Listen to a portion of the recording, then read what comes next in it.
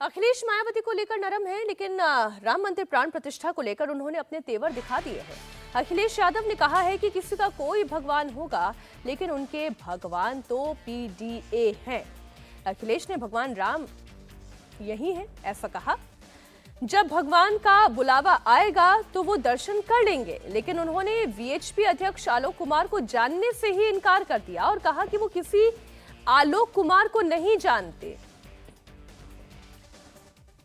जब भगवान बुलाएंगे तो जाएंगे और भगवान अब यहीं रहेंगे, वो कहीं नहीं जाएंगे। ये सरकार पीडीए के खिलाफ है, ये पिछड़े दलित और अल्पसंख्यकों के खिलाफ सरकार है, ये कभी न्याय नहीं दे सकती। और मैं आज से कहना चाहता हूं, जो आरक्षण की मूल भावना थी उससे भी खिलवाड़ ये सरकार कर रही है। इसीलिए किसी का कोई भगवान हो, हमारा पीडीए भगवान है। मैं इनको नहीं जानता हूं, न मेरा इनका कोई परिचय है। मैं नहीं जानता हूं, न मेरा कोई परिचय है, न मेरी उनसे कभी कोई मुलाकात हुई होगी।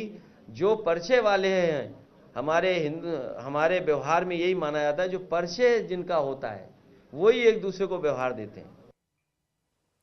कल विधायकों की मीटिंग में अखिलेश यादव ने कहा था कि स्वामी प्रसाद मौर्य को सख्ती के साथ कहा गया है कि वो धर्म पर टीका टिप्पणी ना करें, लेकिन स्वामी प्रसाद मौर्य मानने के लिए तैयार ही नहीं है। स्वामी प्रसाद मौर्य ने 1990 को कार सेवकों पर हुई फायरिंग पर विवादित बयान दिया। स्वामी प्रसाद मौर्य ने कहा कि मुलायम सिंह की सरकार में कार सेवकों पर संविधान की रक्षा के लिए गोली चलाई गई थी।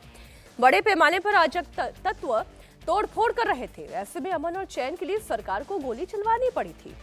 दरअसल 33 साल पहले यानी कि 30 अक्टूबर 1990 में अयोध्या के हनुमानगढ़ी जा रहे कार सेवकों के ऊपर गोलियां चलवाई गई थी।